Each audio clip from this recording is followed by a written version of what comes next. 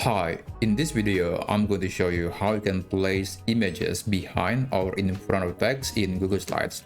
I have this example where I have this text box and there is an image behind the text box. So basically there are only two elements in this slide, so it's going to be very simple. You could have multiple elements, but the logic or the way you order the position of content or elements in your slide will be the same.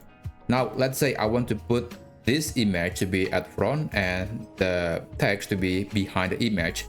So what I'm going to do is I'm going to click the image and then you want to right click on it, navigate order, and you can click either bring forward, which basically just bring the image one layer forward, while bring to front is basically just bringing the image to the very front of your slide order. So you could have multiple elements. If that was the case and you want to bring the image to the very top, then you want to select this option.